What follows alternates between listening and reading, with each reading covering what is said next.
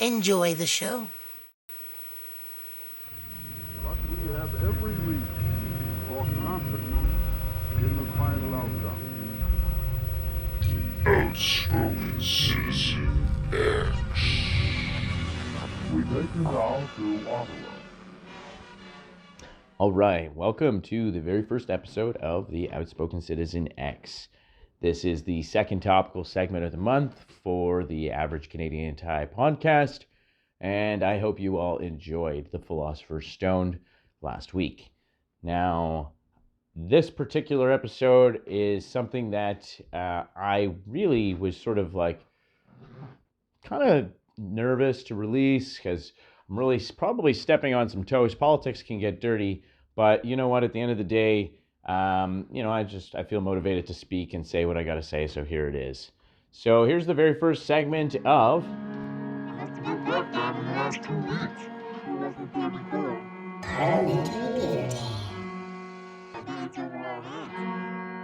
Now, this segment is basically going to be about scandals that have occurred in Parliament in the past, and I'm going to go over timelines.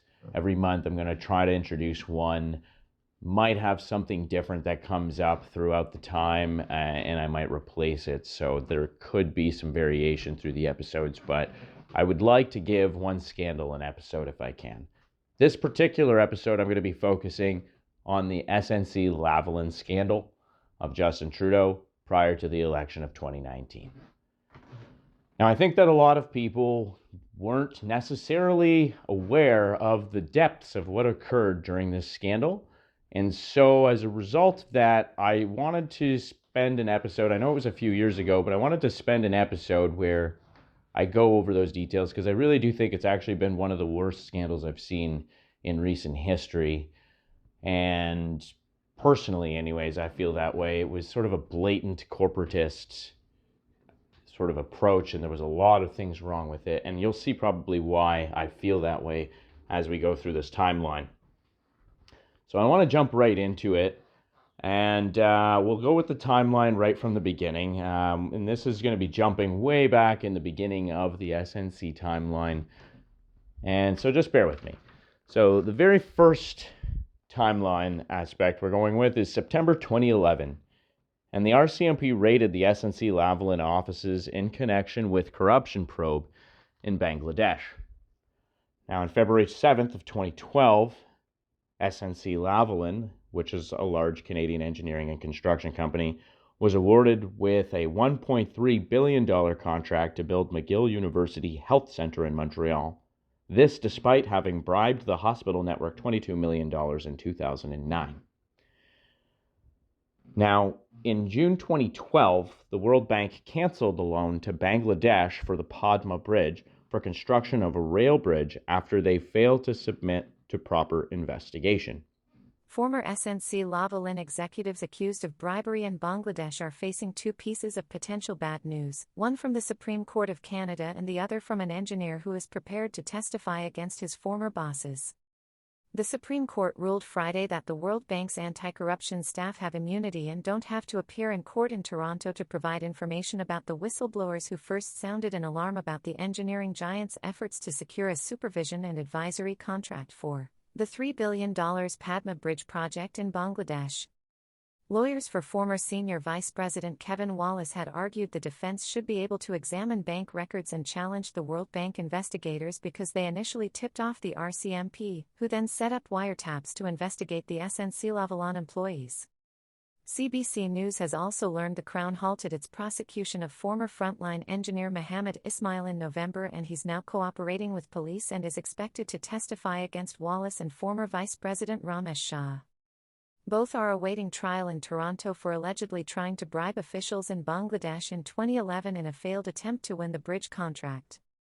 I will definitely help investigators, whoever, RCMP or whoever, to get to the bottom of things, Ismail said in an interview this week. In February 2013, the World Bank excludes SNC Lavalin from bidding on World Bank-funded projects for a period of 10 years, which was rescinded early in 2021 for addressing the root of corruption accordingly. They are said to align with the principles of international organizations such as Transparency International, OECD, UNGC, and World Bank now. Deep dive. And I would be glad of this if this is the fact. So I'd like to take a moment to highlight that this isn't a damning of SNC Lavalin as they are today, but an indictment of Justin Trudeau's handling of affairs and a critical look at the situation. In fact, I dug a bit into the ethics independent organization Ethisphere to verify the integrity myself, as they are the independent organization that did an integrity audit and does their integrity audits. And I came to the founder of Alex Brigham, and thus far he seems to advocate well for ethical corporate behavior, but I do note a lack of literature on him articulating his opinion online, however. Of note, Slate.com has a critical article of the organization as well as the LA Times. Now, Ethisphere is based in Scottsdale, Arizona, receives requests for organizations to do ethics reviews at a profit, which raises eyebrows for the integrity, especially as the data they use is self-audited and reported by the company being audited. So the information that they're auditing is provided by the organization themselves. They also host a global ethics summit in New York City every March and manage the BELA. Now, Ethisphere has been seen to pronounce companies involved in dubious ethics scandals as most ethical many times, for example, with Blue Shield of California and Eastman Chemical, cited as examples by the LA Times and Slate.com. So my criticism of SNC Lavalin is not entirely off the table, and it leads to my point regarding our Prime Minister's handling of the affair. Now let's get back to the timeline. October of 2015, SNC attempts to invoke the Garofoli application in court, citing wiretaps of employees as contra to said application. Deliberate effort to conceal the wrongdoings rather than contrition is what that is. They're literally just trying to you guys shouldn't have been listening to us. It was so wrong. We were doing wrong, but you guys were doing wrong when you were spying on us doing wrong, so we can be bad and then not get in trouble for it. They weren't sorry about the process. And this was in 2015, right? So they're in court making these arguments and showing their demeanor in court in 2015. So anyways, moving forward in the timeline, we go to February of 2015. The RCMP lays corruption and fraud charges against SNC Lavalin over bribery to Libyan dictator Muammar Gaddafi's son,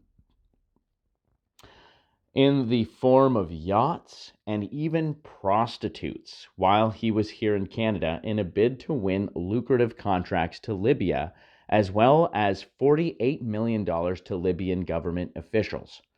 Trudeau defended the $30,000 spent on prostitutes as defending Canadian jobs.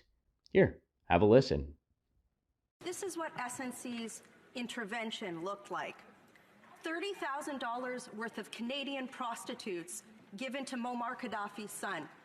This is the so-called victimless crime that our woke, feminist Prime Minister is moving mountains to cover up. When did the Prime Minister learn that SNC Lavalin paid for prostitutes for Muammar Gaddafi's son? Right Honourable Prime Minister. Mr. Speaker, every step of the way, we will stand up for Canadian workers. We will stand up for good jobs right across this country.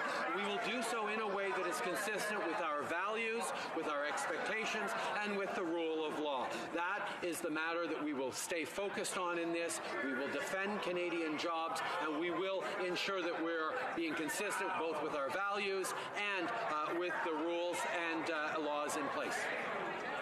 Now, I think the insane thing, even if you want to be extremely progressive about, let's say, sex work and say, sex work is a legitimate trade and, we were sending somebody to go and, you know what, regardless if it's a legitimate trade, if you want to look at it and be progressive like that, and to be honest, I really don't think that should be sort of the way things are myself. I think that let's not get into the morality of the sex trades right now. I don't discriminate against people who are in sex work and things like that, but I have my own opinions about what I feel about it that I keep to myself, because that's my own business, and as long as it doesn't affect me, then that has nothing to do with me. You can live your life. Now, of course, there's ways that it affects sociology, etc., in our community, but I mean, I'm not here for that subject right now, so we don't need to necessarily talk about it. And one day we can, I'm sure. I'm sure my audience would be starving for something like that. But my point here is that regardless of the morality of prostitution, regardless of that, it doesn't matter. They were bribing an official to try to get contracts. They're literally in court proceedings right now, or were in court proceedings, and they were banned from World Bank contracts because of bribery of officials and corruption. That's literally corruption, the definition. And Prime Minister Trudeau stood in Parliament saying, oh, yes, that was a justified thing to do to save Canadian jobs. So what he's saying is that he's willing to engage in bribery, corruption, and nefarious means of getting what he wants to do done. He explicitly said that in the House of Commons when he defended spending $30,000 on a prostitute for Libyan leaders. Now, I think that that's insane, and I think that didn't get more publicity, was especially right during an election cycle, was absolutely a complete miss by Andrew Scheer during that point in time. But Michel Rempel, as we heard, definitely did hold his feet to the fire about it, so I was happy about that. October 19th, 2015, the Liberals win power. Jody Wilson-Raybould is named the Minister of Justice and Attorney General. In spring of 2018, SNC Lavalin lobbies for a remediation agreement, or a deferred prosecutorial agreement, as we've come to know it, a DPA. The Liberals table and pass a budget bill, which includes, so this is a budget bill, by the way, which is supposed to have to do with finances and budgeting, which includes the alteration to the criminal code, basically a means by which the criminal corporations can avoid criminal proceedings, a DPA. SNC is shown to have had meetings with the Prime Minister's office at that point as well. So there's some lobbying going on there. Now, step 9. Federal prosecutors deny SNC the deferred prosecution agreement, a decision that they appeal. Now, January 14th of 2019, Trudeau shuffles his cabinet, moving Raybould to Veterans Affairs, widely seen as a demotion. Justice Minister is moved to MP Lenetti, a Montreal MP. Keep in mind the Montreal contract they have with that hospital, and where they originate from, which is also in Montreal. In February of 2019, the Globe and Mail reports that Trudeau's aides attempt to press Raybould into intervening in the fraud and corruption charges against Montreal-based engineering and construction company, SNC Lavalin. It was also claimed to be the reason she was shuffled. So this is something that broke in February of 2019. Globe and Mail had sort of bombshell sort of news, and that was right before the election of September 2019. Now here we are, February 11th, 2019, and the Federal Ethics Commissioner Mario Dion announces an investigation into ethics, of course. And then, of course, Trudeau speaks with Jody Wilson-Raybould and says the decision on the deferral agreement was always her, and that her continued presence in his cabinet is evidence of that. This podcaster here sees it as a racial tokenization on Trudeau's part to have kept her on the team. Like, he saw that, okay, I can't really take her out of my cabinet because having the first Aboriginal woman as my Minister of Justice, etc., was a sort of valorous aspect of my prime ministry.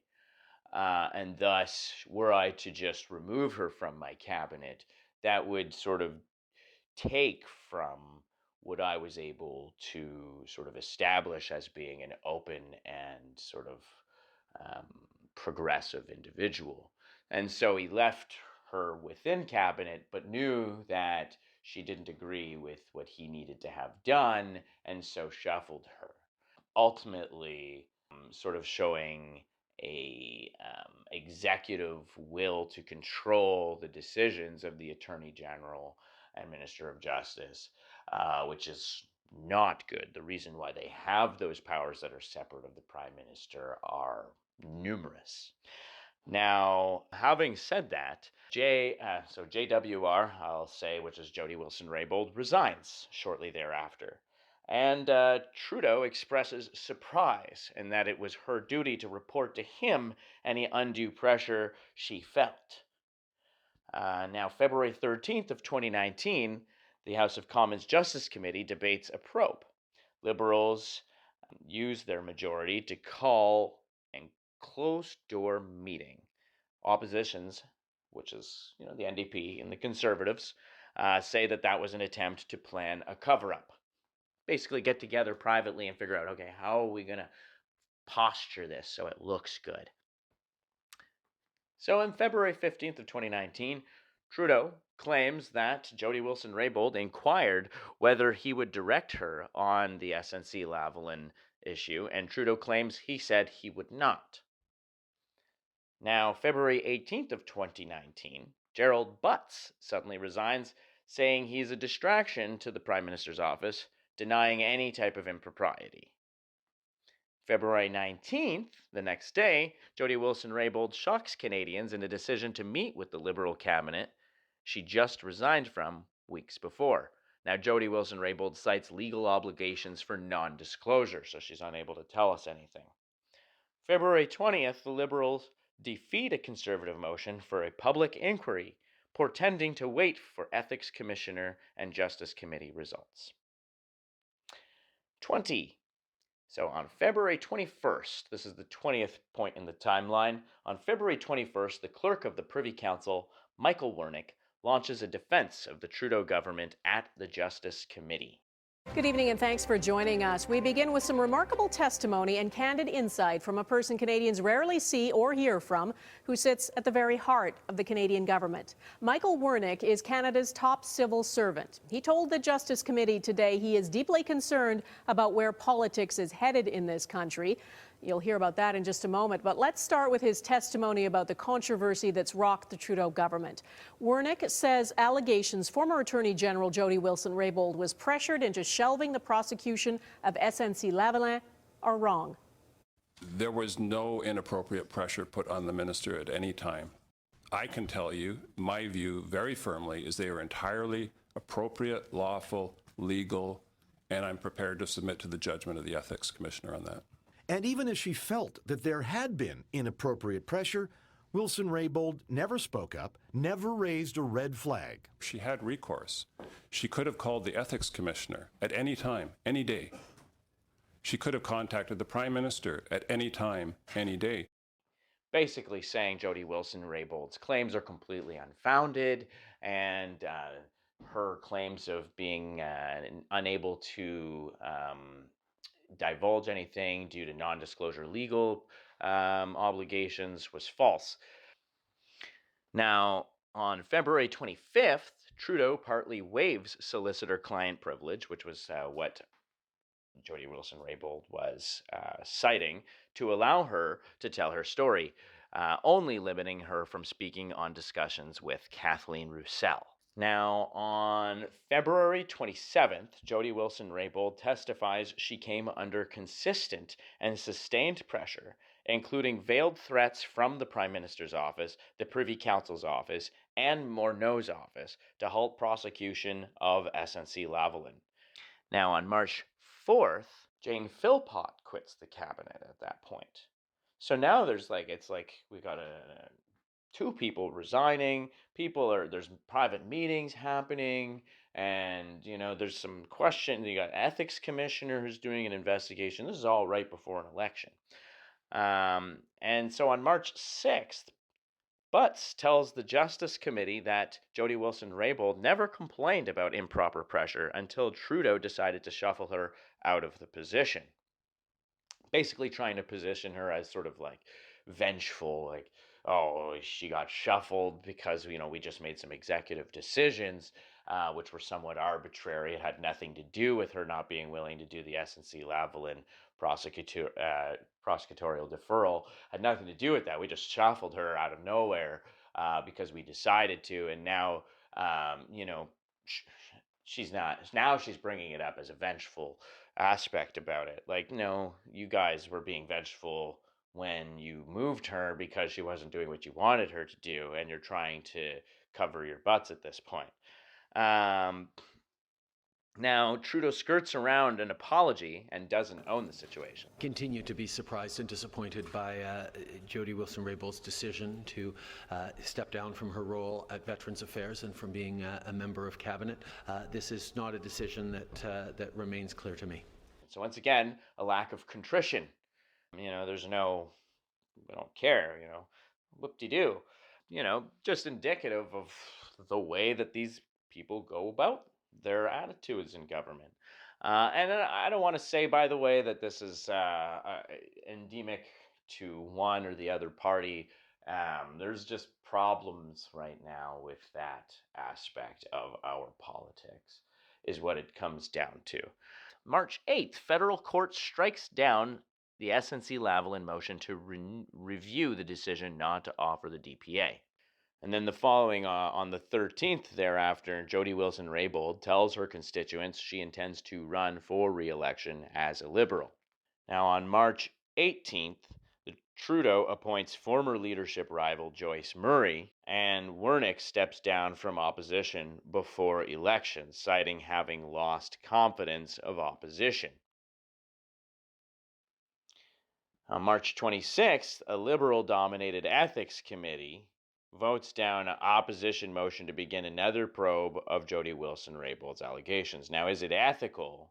In my view, it isn't. For a ethics committee, which is voting on an opposition motion, to be comprised entirely or to be dominated by the party which is being ethically investigated, I don't think that that's the case. I think that was amateur politics. Like, come on, conflicts of interest everywhere. We're investigating conflicts of interest, and meanwhile we have a conflict of interest ethics committee investigating the conflict of interest issue. It's just crazy. I couldn't understand it myself. It just doesn't make sense. Now, in any case, we continue on. Now, Jody Wilson-Raybould also provides the Justice Committee with written evidence on that date. March 29th, the Justice Committee releases Jody Wilson-Raybould's evidence and a 11-minute recording of her December 19th conversation with Wernick.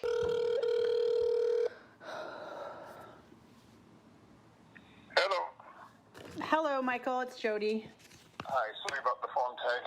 That's okay. I'm not calling you about the litigation directive. I'm calling about the other unpleasant one. The deferred prosecution agreement thing and SNC and so on. I wanted to pass on where the PM's at. The PM wants to be able to say that he has tried everything he can, within a legitimate toolbox to try to head that off.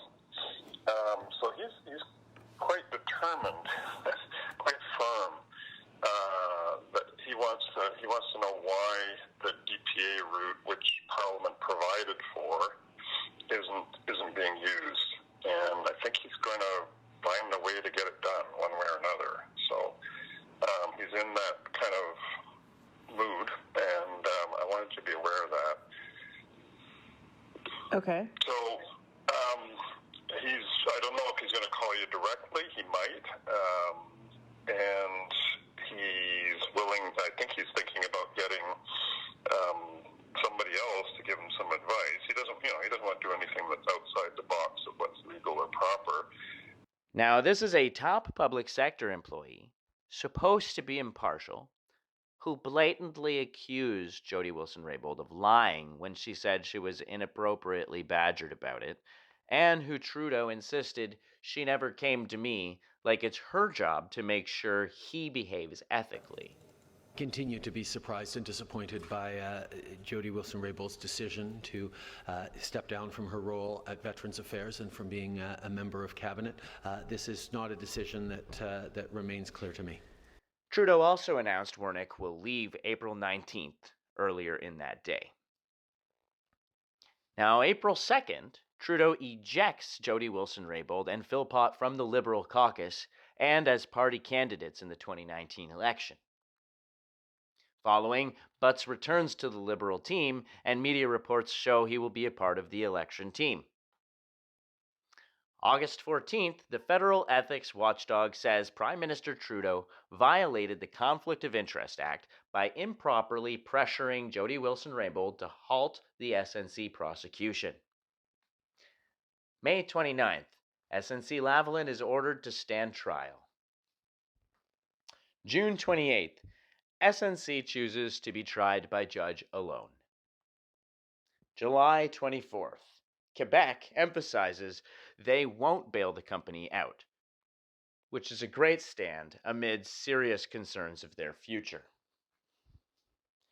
August 14th is when the Ethics Commissioner report is released.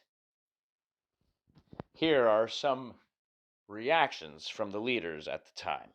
As the Ethics Commissioner notes in his report, quote, "The authority of the Prime Minister and his office was used to circumvent, undermine, and ultimately discredit Jody Wilson-Raybould." Well, we called from the very beginning for Justin Trudeau to waive to grant a full waiver of confidentiality. Remember, he tried to convince people that he had lifted the veil on this by having a very selective waiver, only allowing Jody Wilson-Raybould and others to talk about a very narrow part of this scandal. We now know today that there were other witnesses who had relevant information who were prevented from speaking because Trudeau refused to grant that full and complete waiver. So I would renew my call today for that to happen. If Justin Trudeau believes that he did nothing wrong, if he believes that he has nothing to hide, he should let the light of day shine upon this entire scandal. Presuming that Justin Trudeau, earlier this week, Trudeau said that he's committed to releasing the report by Anne McClellan once this report was out, presuming that's going to happen. Given Dion's conclusion, how much credence should Canadians give that second report from the former Liberal Cabinet Minister? Well, I was never prepared to give that report any credence. Justin Trudeau asked a former Liberal from a government that was responsible for the sponsorship scandal to investigate his handling of the SNC Lavalin scandal. So I don't believe that Canadians are interested in the findings of Liberals who investigate other Liberals. This report by an independent officer of Parliament carries much more weight, and so that's I've made my statements today drawing on the conclusions from this investigation by this officer of Parliament. What do you think is the correct response from the Prime Minister, though? Well, he should begin by accepting responsibility. He still has failed to do that. You went as far as to say today that you believe that he's used his office to, personally enrich himself. I didn't see anything to that effect in this report. Can you just explain how you came to make those allegations? Well, first of all, obviously when he accepted the illegal gift, that was a personal benefit to him. This is in his conversations with Jody Wilson-Raybould, he talks about his own seat being at risk, putting his own personal ambitions and his own personal interests ahead of the independence of our rule of law. And again, the focus there is being that he has interfered in a criminal investigation to further his own partisan interests, his own personal interests in his capacity, and of course the other accepting of illegal gifts prior to this report certainly show that he has a pattern of breaking these types of laws. Obviously, we're going to hold ourselves to a very high account when it comes to integrity and ethics. I expect all members of my team to follow those rules, and I can assure you that neither myself nor anyone in our government will use the power of their office to interfere in independent prosecutorial decisions. This is what this whole question is about. We have a company that's facing serious corruption charges for defrauding some of the world's poorest people. And when they are being held accountable in Canadian courts, they lean on Justin Trudeau and their friends in the Prime Minister's office to interfere, to get a special deal. That's to get the trial stopped. That is an unforgivable assault on the independence of our rule of law and the independence of our justice system. And that is why Justin Trudeau needs to be held accountable, and I'm confident that Canadians will do exactly that. I think the public is certainly going to make a decision about how they feel in this, and they should in the upcoming election. We're proposing a solution, though. What we can do to make sure that no government is in this position in the future is to assure that as soon as any corporation is facing a criminal charge, that they are no longer allowed to lobby with the government. That would be a clear rule, and that's an engagement, that's a commitment that I put in my vision document, that if a corporation is faced with a criminal charge, they're no longer allowed to lobby and meet with the government in that manner. Now, October 21st, the Liberals re-elected at that date, but they lost the sort of moral authority to lead by being elected as a minority government rather than majority. Former SNC Lavalin Sammy Babawi is found guilty, Sammy Babawi is found guilty by jury in Montreal of 5 charges, including fraud and corruption of foreign officials. December 15th, SNC Lavalin Construction, subsidiary to SNC Lavalin, pleads guilty in Montreal to 1 charge of fraud related to contracts in Libya and agrees to pay $280 million fine. Other charges, including those against the parent company, are stayed. Now, personally, I think that $280 million they were only tried for, first of all, the fact that they were only found guilty for the one. This is this all-pervasive issue that's going on within the company that we're seeing. And if you look through the Ethisphere documents and the documents about their integrity issue, they start to put all of their integrity programs in place back in 2010 or something. But you could still see 2011, 2012, and continuing forward, there was still ethics issues occurring within the company. And then suddenly, they're suddenly ethical thereafter by prosecuting one CEO and by paying a $280 million fine. And then it's like just do a better job of hiding it is what it seems to be. Because if you ask me, $280 million, multi-billion-dollar corporation, they're bidding on billion-dollar contracts on annual basis. It's nothing. You see people in poverty who get a parking ticket, and that's the difference between whether they can eat or not, and starvation, and lead to basically their lives and mental health and everything falling apart and their story falling apart. But these large corporations can just act with impunity and receive no giant repercussion. $280 million barely does anything for the country. There really needs to be some greater sense of punishment for corporations, whether it's a larger monetary fine or whether it's obligatory infrastructure investments to the government, or kind of like volunteer service. What a criminal might be put to volunteer service, this corporation is now responsible for doing these things on a volunteer basis for us. Things like that. I don't know, something that puts them at more of an inclination to avoid these things than just having to pay for a third-party organization to audit the paperwork that they put in place while they were still corrupt to show that they aren't corrupt. Just a little crazy to me. September of 2020, the World Bank changes their Vice President of Integrity. Before this, he led a strategic shift from compliance audits to risk-based audits. So he was a part of the integrity team, and he was the lead, and he actually spearheaded a departmental shift from audits focused on compliance to audits focused on risk assessment. Mamadou Diagne started his position as Vice President of Integrity at the World Bank Group in September 2020. In this role, Diagne oversees the independent unit responsible for conducting investigations of fraud and corruption allegations involving projects and activities financed by the World Bank Group and World Bank Group staff and corporate vendors. pursuing and litigating sanctions for credible allegations, introducing best practices in preventing fraud and corruption into World Bank Group operations, and helping to raise compliance standards among private sector entities. Dion has nearly 25 years of experience managing teams in the fight against fraud and corruption. Prior to this appointment, he served as the Inspector General of the Global Fund to Fight AIDS, Tuberculosis, and Malaria, one of the world's largest international health financing mechanisms. In this capacity, Dion led both the investigations and the audit functions of the organization and oversaw investigations of alleged fraud, corruption, misappropriation, and other forms of abuse in global fund finance programs as well as in corporate operations.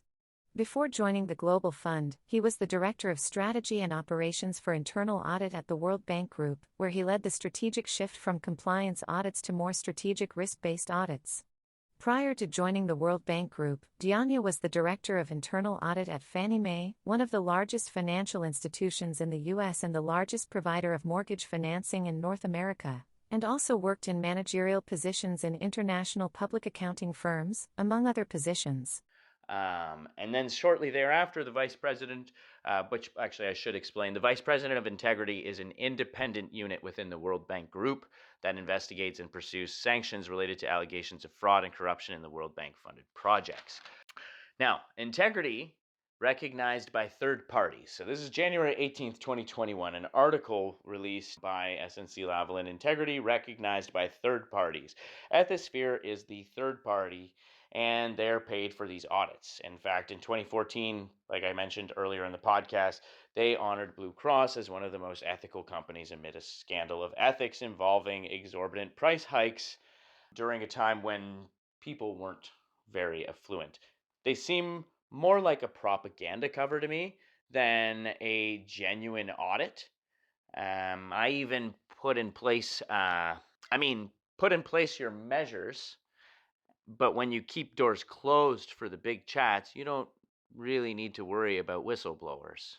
April 20th, 2021, the World Bank lifts 10-year ban early, citing improvements in integrity. Hypothetically, the ban would have been lifted this month in fact.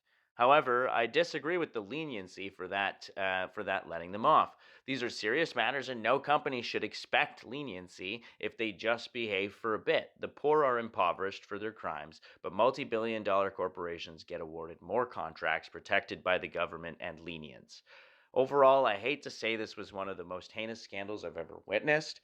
I think that it showed a complete disregard for Canadians and their intelligence, really. Like, there was a complete just blanket pulled over everybody's eyes, and it was terrible to me.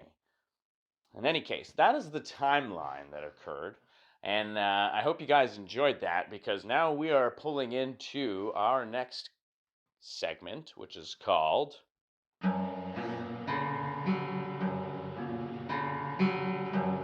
Time for you to have your say on Beaver's Corner. Look, Beaver! All right, so for the very first edition of Beaver's Corner, I had obviously no contributions from any listeners, and thus I invite everybody listening to take a minute or two out of any day to just rant about something, anything that you find yourself complaining about to friends or family or whatever the case may be. Put all your points together in point form on a piece of paper in front of you and make sure to succinctly get through them in 1 to 2 minutes, and I will address them on an episode. But for today's edition, I will be presenting Eric Duncan, who was recently on TV to criticize the current Liberal government as follows. The Prime Minister wants to run away from his record. He wants to try to blame everybody else for the many crises and problems you talked about, from inflation to public safety and the wide variety of frustrations that Canadians have. So Pierre, in his speech to caucus today and to the country, is making it clear we are not going to let Justin Trudeau and the Liberals, after 8 years, get away with their failed record. They are going to own it, and we're going to make sure that Canadians know that when it comes to inflation, grocery prices, housing, there is a federal responsibility and a federal fault here with the Liberals. When it comes to public safety, Joyce, we are seeing increasing violence, a crime wave happening in our cities. 32% increase in violent crime, 92% in gang violence and homicides. There are direct correlations. The federal government, Justin Trudeau, the Liberal Party, 8 years, that is their record. When it comes to the criminal code, those are things their decisions have resulted in. So Pierre today called out the Prime Minister directly to say, we are not going to let you off on this. Instead, we're going to talk about collaboration or calling out. We are going to be providing a contrast to say the approach that the Liberals and NDP are having, it's not working. We need a different path. Okay. Now, here's a couple interesting things. Inflation, interest rates, and real estate, consumer debt, etc. have been ballooning. When you look at Japan, 2.4% growth. Switzerland, 3.4%. Hong Kong, 1.8%. And the source for that is at taxpayer.com. You can go take a look yourself. Now, is it a global phenomenon when Canadians are seeing 8.1%? Now, I don't think that that's the case. And, we can harken back to policies undertaken by Mark Carney during the real estate bubble and not being cautious enough and increasing gradually the interest rates and trying to be sort of too liberal on that front, which turned our real estate market into sort of a investment rather than a housing service, or not a service, but, rather than housing. Whereas things like corporate bonds and government bonds typically are more attractive for those things.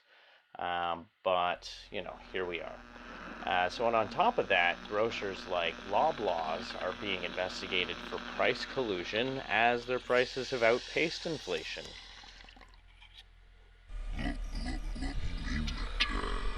So a friend, John, and I were discussing the morality of stealing in response to the meme which goes, "They will have you angrier at a homeless person for stealing $5 than a man in a suit who steals $5 million to buy a third house." Now, John and I both agreed that stealing is morally wrong and that people should work hard to provide for themselves rather than rely on government handouts or stealing. I also argued that though it is wrong, in situations of extreme poverty, it is difficult to make that moral commitment, as survival is a psychological necessity and varying social factors may affect those in such poverty, such as abuse, trauma, addiction, mental health, etc., making it less morally culpable than a person with their act together, although conceding that wealth does not preclude someone from mental health issues. Now, the conversation shifted to how high food prices impact the population, and I argued that malnutrition and starvation can impact the population, as is discussed in the article by Quanta magazine titled, "The Brain Has a Low Power Mode That Blunts Our Senses." Our energy-intensive brain needs to keep its lights on too. Brain cells depend primarily on steady deliveries of the sugar glucose, which they convert to adenosine triphosphate, ATP, to fuel their information processing. When we're a little hungry, our brain usually doesn't change its energy consumption much. But given that humans and other animals have historically faced the threat of long periods of starvation, sometimes seasonally, scientists have wondered whether brains might have their own kind of low-power mode for emergencies. Now, in a paper published in Neuron in January, neuroscientists in Nathalie Rochefort's lab at the University of Edinburgh have revealed an energy-saving strategy in the visual systems of mice. They found that when mice were deprived of sufficient food for weeks at a time, long enough for them to lose 15% to 20% of their typical healthy weight, neurons in the visual cortex reduced the amount of ATP used at their synapses by a sizable 29%.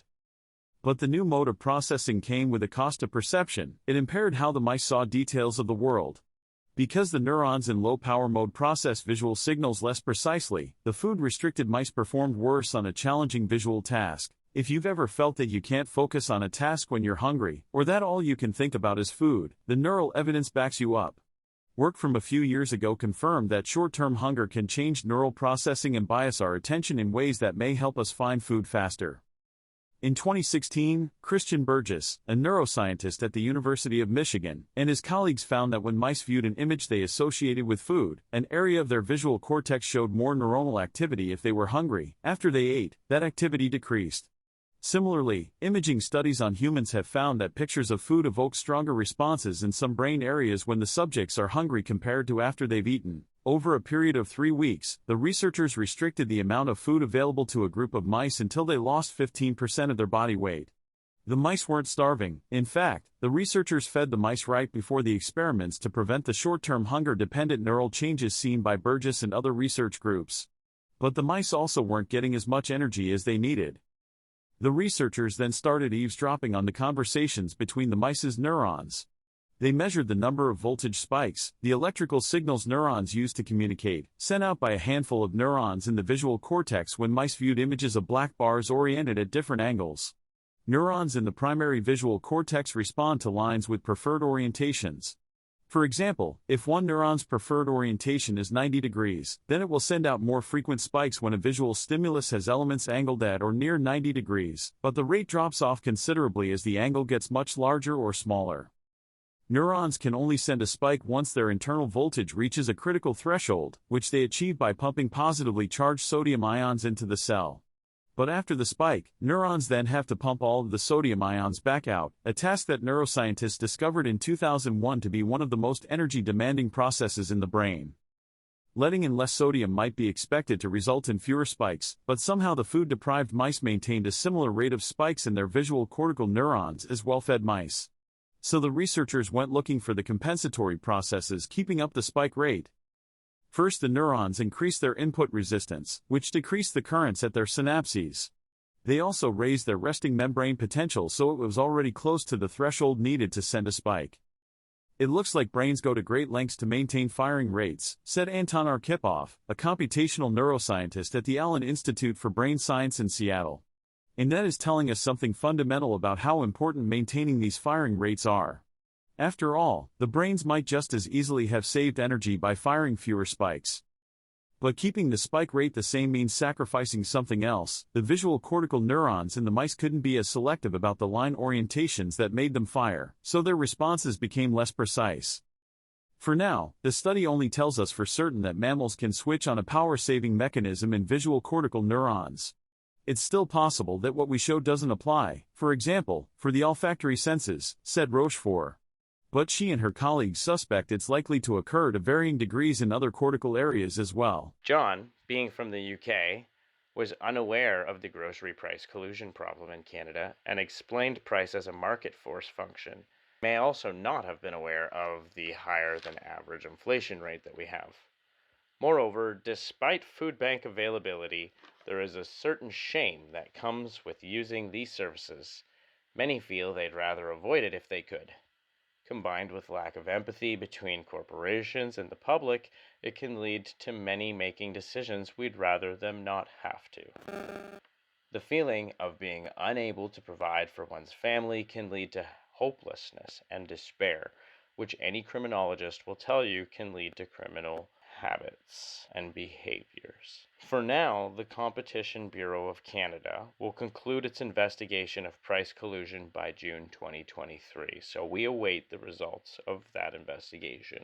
But in the meantime, I wonder why the Liberal government gave Loblaws $12 million to get new refrigerators a few years ago, just 2019 or 2020, and just a short few years later, they're gouging us. Also, on the subject of grocers gouging us, I'd like to talk for a second about self-checkouts. Now, I know it's a controversial subject that we all talk about, and sort of everybody has differing opinions. Sure, it's convenient, and it can go faster at different times, etc., etc.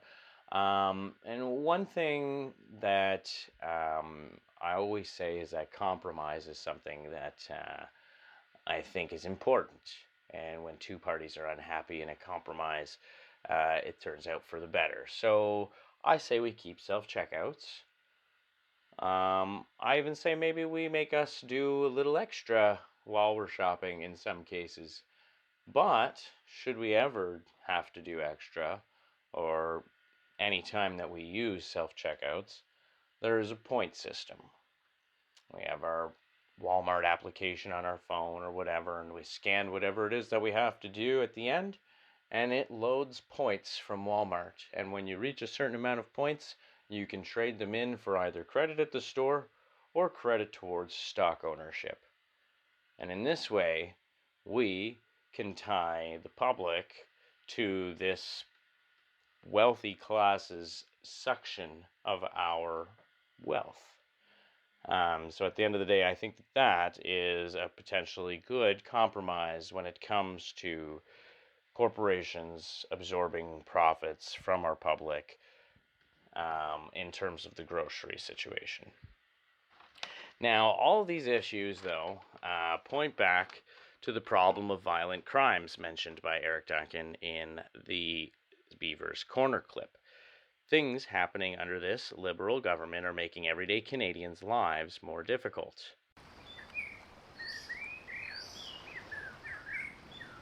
Nice weather today, eh?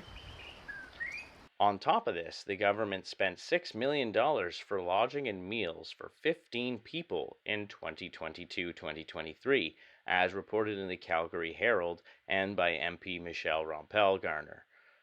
And this for quarantine of refugees after federal quarantine measures had already ended. 15 people for, I think it was like 6 months they were in there, and they paid $6 million to have them. And there's actually more to that. When you consider the fact that there are actually different businesses that were working and contracted by the government to do varying services like shuttle service and this and that, who are being paid by the government. So it's actually more than $6 million if you really go down the sort of tendrils of everything happening. Meanwhile, in my hometown of Cornwall, Ontario, our MP Eric Duncan, once again, putting flames to the toes. He's discussing how basically they have gone ahead and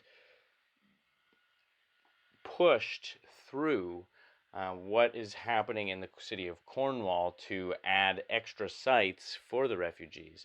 After 8 years, everything in this country feels like it's broken, and you can look no further than Cornwall, Ontario to find another example of Liberal incompetence. Months ago, the Liberals signed contracts with local hotels for a major Roxham Road processing centre in Cornwall, except local partners on the ground received zero notice, zero consultation, and zero resources. After 8 years, the Liberals have broken our immigration system, and their chaos is hurting my community. Will the Prime Minister take responsibility for this mess so we can fix what he broke? The Honourable Minister of Immigration. Madam Speaker, I thank the honourable member for his question. With respect to the resettlement effort and support for asylum seekers who are seeking safe haven in Canada, we want to ensure that we're working with all provinces so disproportionately pressure that happens on border communities are not felt in a single place.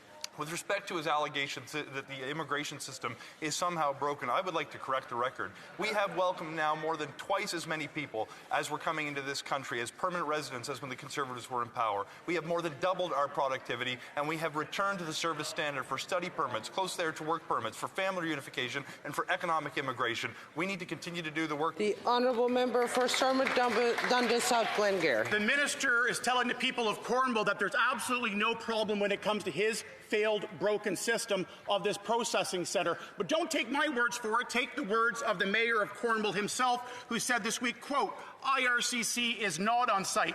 They're not here. They're in Ottawa managing at an arm's length distance to make decisions about it without consulting us or hearing our side. That's not effective. I couldn't agree more. For the Minister to paint such a rosy picture when there's so much chaos happening in Cornwall from his poor leadership is tone deaf and out of touch. When will he fix the problem? Honourable. Now, as I understand it, the city of Cornwall was under the impression that the asylum here was temporary and there was a time limit. Now, this is where things get interesting because I actually worked for a company called, it's a non-profit called Association Canadienne Francophone Ontarien. And they had taken over from Red Cross at the Dev Center. Now, when I started working with them, I was supposed to have signed a non-disclosure agreement, but the nature of when I started, etc., and the hectic nature of everything, I never signed that NDA. And for various reasons, I ended up leaving the week that I was supposed to end up signing the NDA. And so as a result, I have the liberty to be able to describe things that I experienced there.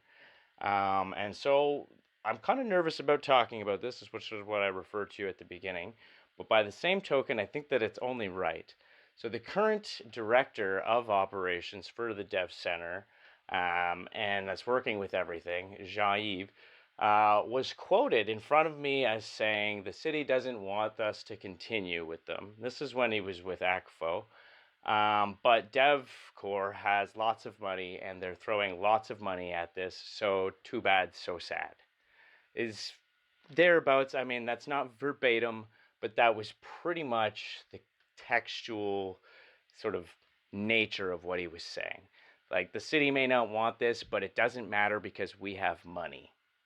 And I witnessed that, and this podcast is a whistleblow. I'll tell you that right now. It's legitimately true, because they literally are saying that this corporation, which has come into Cornwall and has literally bought tons of real estate, has kicked people out of their homes in very controversial nature, and has now taken over Navcan, which was one of the biggest locations, commercial hotel and luxury locations in Cornwall, and has turned it into an asylum, contravening with what City Council particularly had aimed for with that.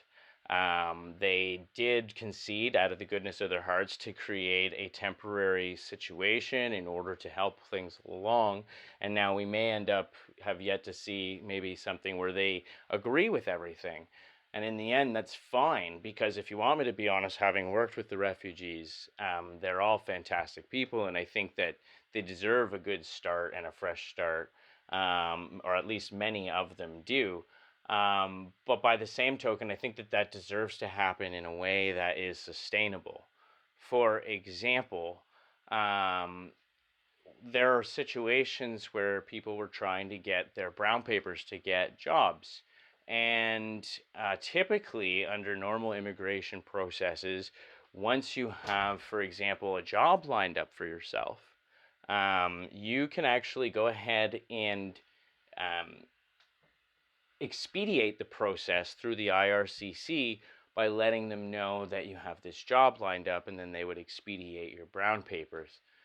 Now, that was something that I had investigated because a lot of the refugees were asking about it, but then I came to find that actually the IRCC hadn't hired enough public servants, and so we were being discouraged from trying to expedite people who already had applied and were ready to get their brown papers and had work lined up for themselves, to discourage the expedition because there was not enough manpower to get that done. So therefore, we had people who were staying at the hotel who could have been going out into the community and getting jobs and then moving out of the hotel, who have now been there, or at that time had been there 4 or 5 months, and many of them are probably still there. And so that continues the expenditures which go towards single individuals, much like what we saw in the Calgary Herald reported by Michelle Rempel-Garner. Now, I can attest to this. This is, I'll go in front of a judge and jury and put my hand on a Bible and say I witnessed these things, because it's the truth. And I didn't sign a non-disclosure agreement, so I'm not legally bound not to admit it. At the end of the day, it's not okay. Like, if they end up deciding, like I said, if they come to an agreement with the city of some kind, then that's fine. But to be speaking behind the city's back like that, like they have no regard for their authority, the municipality, and the rule of law in Canada, that is just, it doesn't sit right with me. And being a guy who has a podcast about politics who knows that and doesn't have the non-disclosure agreement, it is incumbent upon me to inform people of this information. And that's facts. Like I said, I don't want anybody to be discriminatory of the people at the locations, because honestly, a lot of them are awesome people. I've gotten to know a lot of them, even ones that you can't communicate with language-wise with them. You can still get with translators and stuff, and they're very nice people, a lot of them. So my main goal is to put fire to the toes of the corporations who think that they can just get away with doing stuff like this, which they cannot. I recently, and to speak of that sort of notion as well, I'd like to kind of be almost a leader in saying that, like, folks from other countries are not coming here necessarily for any type of criminal activities or any type of, or even necessarily for good careers. It's a blank slate. When a person walks through the door, there's no pre-expectation of what they could be until you learn who that person or individual is. And it's incumbent upon the government to learn who that person is before we go through all of these things. And so when it comes to us as the public, I think that it is our responsibility to be positive towards them, even if we have reservations about maybe what their motivations may be. Let's say because this is a real reality that exists, folks think that they may be coming over here to take over the culture or for aggressive reasons, whatever the case, extremism and things like that.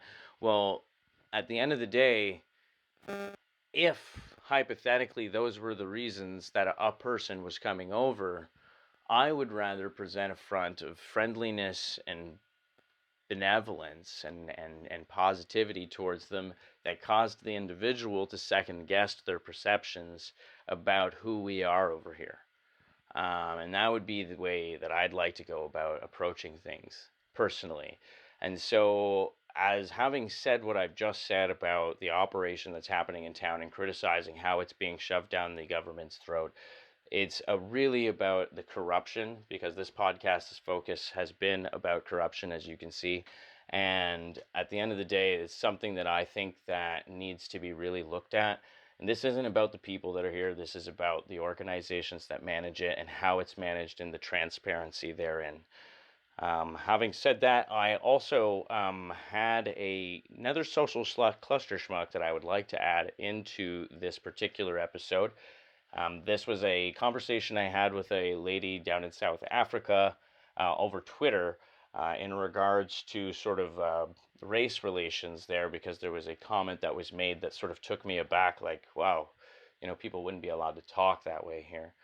And so I think that it's actually segues nicely because of what I was just talking about. So that'll be kind of cool.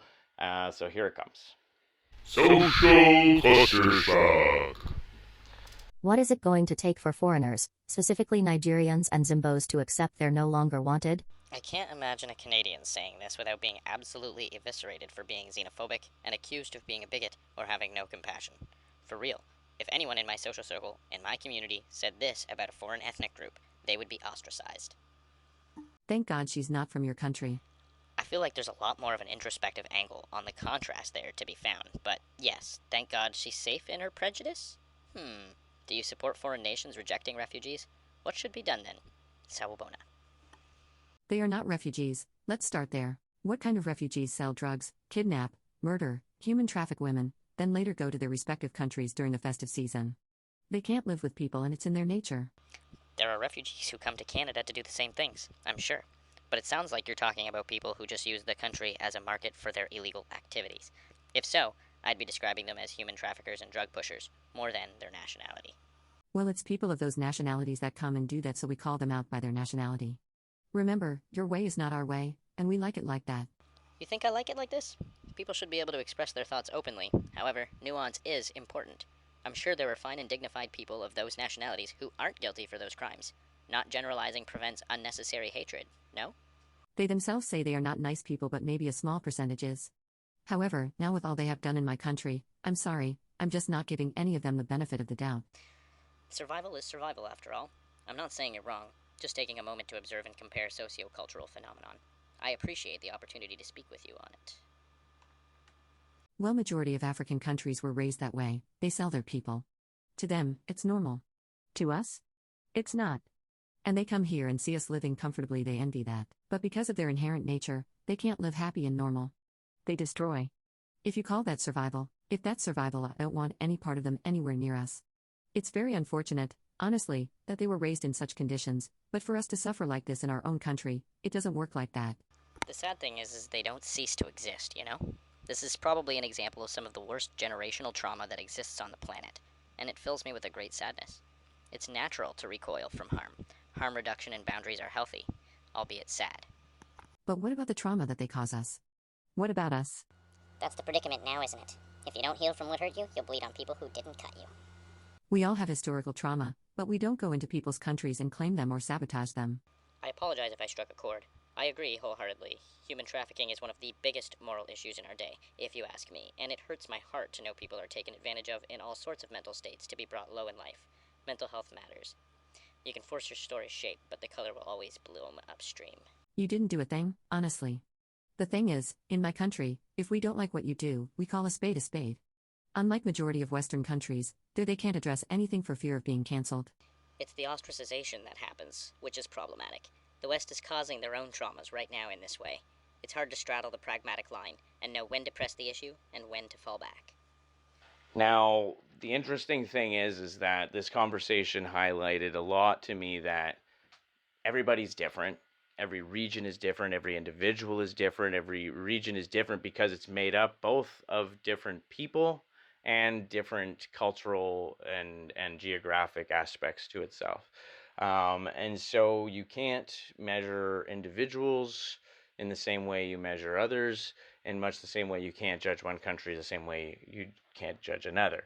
And so that's what this sort of highlighted to me, and I think that it points out sort of a spot where we are being distracted as individuals from paying attention to the wealthy class who are very often multi-ethnic. They aren't of one ethnicity or another.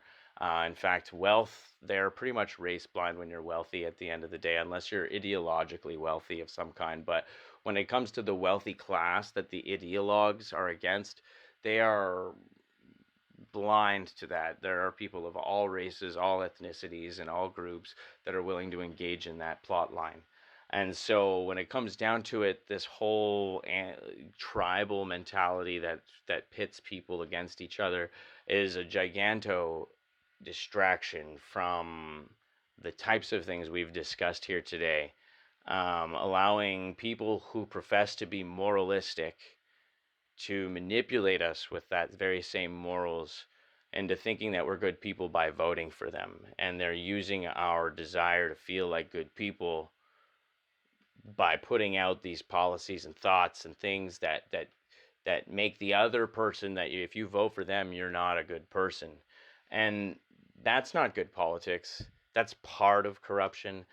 That is part of how corruption corrupts, absolutely. And so this is something that we need to really be attentive to. Now, I've also gotten a chance today, and I'm excited to present to you today, I should say, to go out in the streets and ask some questions to the public. I only got a few questions out, but I did get some good answers. And I hope you guys appreciate the input from the members of the public that I spoke to. Very cool people, and I appreciate them for giving their thoughts. I think it's just important to hear what average people have to say about the subjects that we covered here today.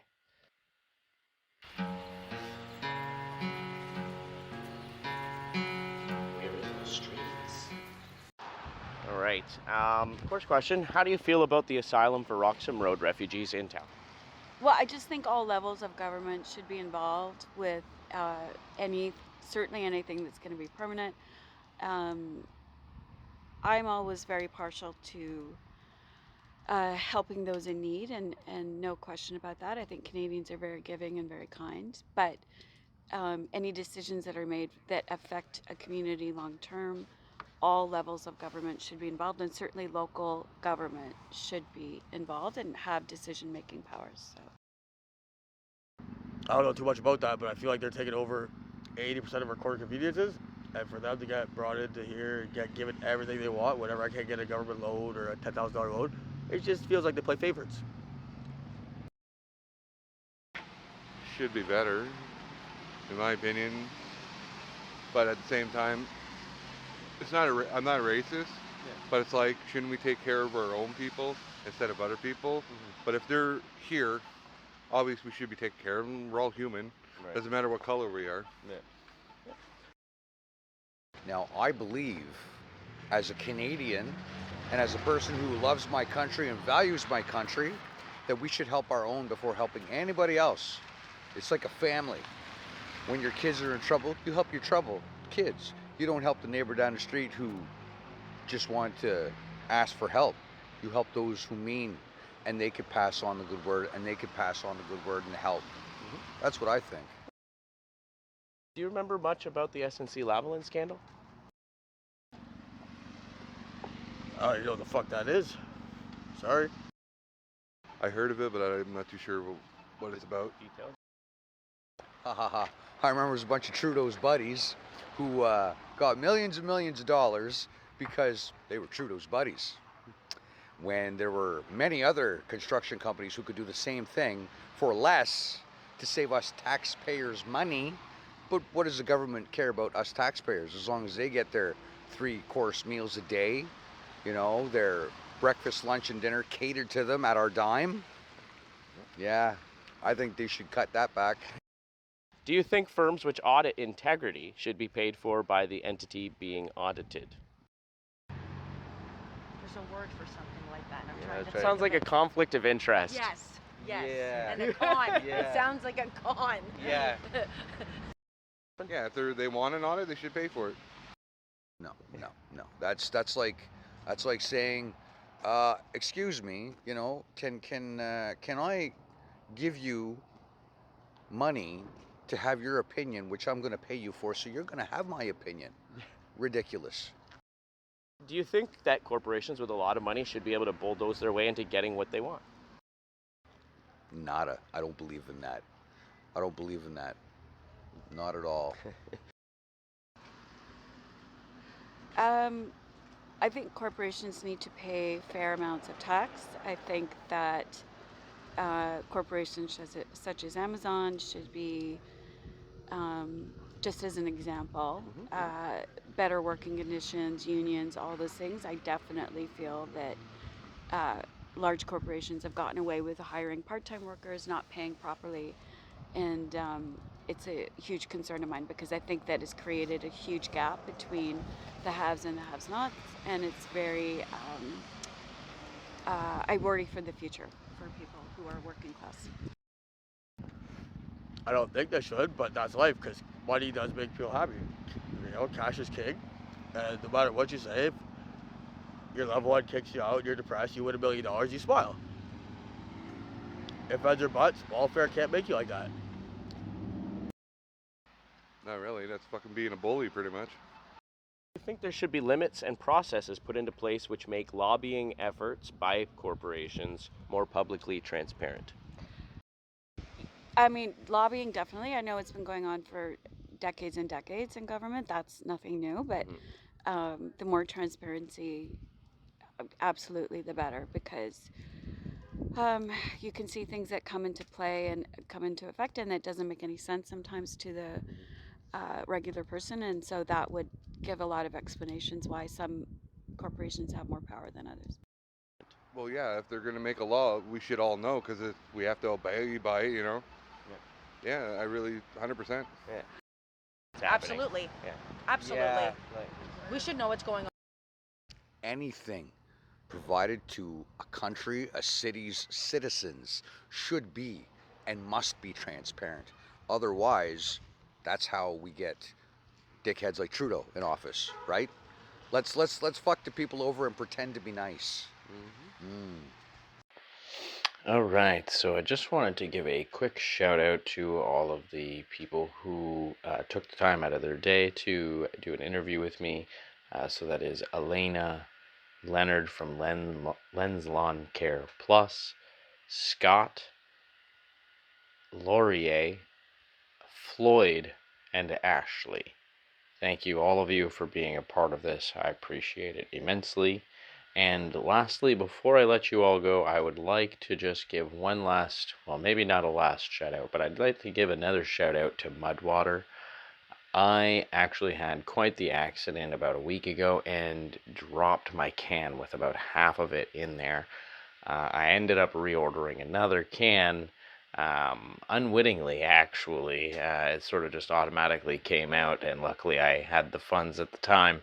But they actually threw me a $10 credit for my next order when I sent them a little blurb about what had happened to me and sent them my last podcast that had the review with them.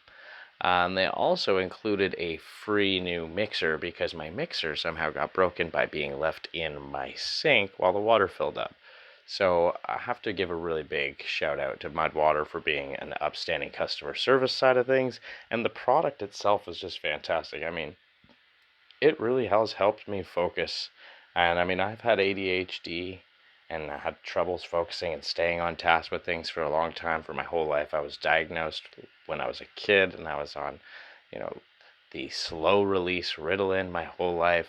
And I got off of it in high school, and I've never really had the ability to kind of stay on task without it, but I hated what it did to me. And Mudwater's really helped me sort of refocus myself without having that. So anybody who's struggling with ADHD or things like ADHD and you want to be able to focus, maybe this will be the thing for you. Try it out. It's worth a shot. And there you have it, folks. That is the end of today's Outspoken Citizen X episode and the first episode of it. So I hope you all enjoyed, and enjoy the rest of your day.